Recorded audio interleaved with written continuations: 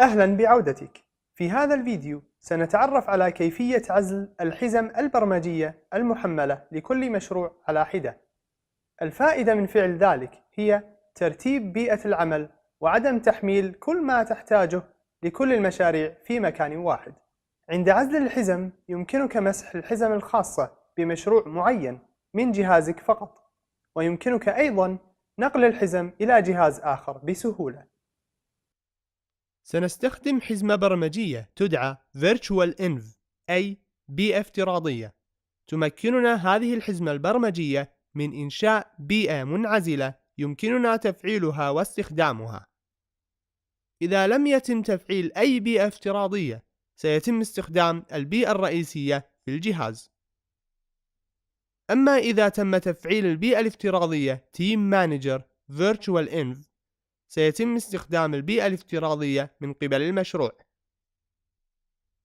وكما ترى، نستطيع استخدام بيئات مختلفة تحتوي على إصدارات مختلفة من نفس الحزمة.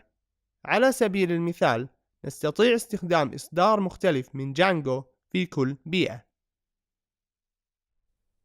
لنتجه إلى التيرمينال أو CMD ونحمل الحزمة Virtual Env. pip install Virtual Env.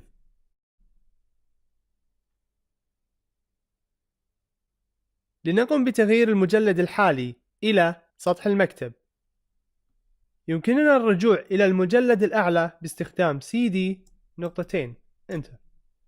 لإنشاء بيئة افتراضية نستخدم الأمر Virtual Env مع اسم البيئة الافتراضية Virtual Env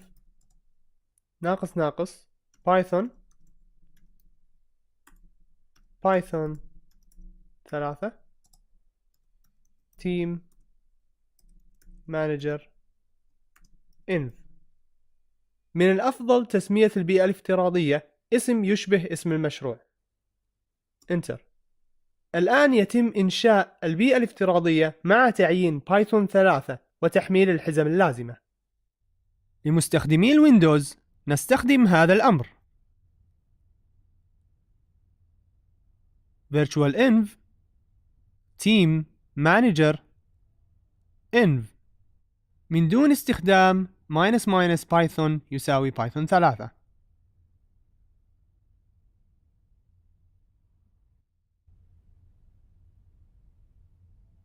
إذا اتجهنا إلى سطح المكتب سنجد مجلد البيئة الافتراضية موجود. لتفعيل البيئة الافتراضية نستخدم الأمر source مع الملف activate. source team manager env bin activate. Enter. لمستخدمي نظام الويندوز نستخدم الأمر مسار الملف team manager env scripts activate.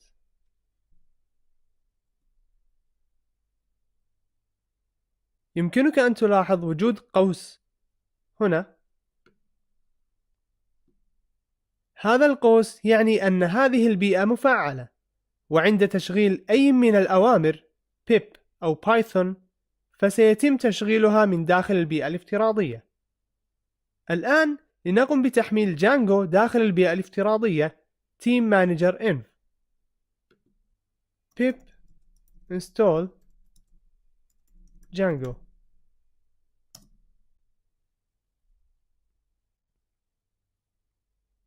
في كل مرة نريد تشغيل مشروعنا يجب تفعيل البيئة الافتراضية ليتم استخدام الحزم المحملة بداخلها. للخروج من البيئة الافتراضية نستخدم الأمر deactivate. Enter. تم إزالة القوس من هنا. هذه مقدمة عن كيفية استخدام البيئة الافتراضية. إذا أردت التعمق أكثر يمكنك زيارة الرابط في الملاحظات في الأسفل. أما الآن سأتركك مع التحدي القادم.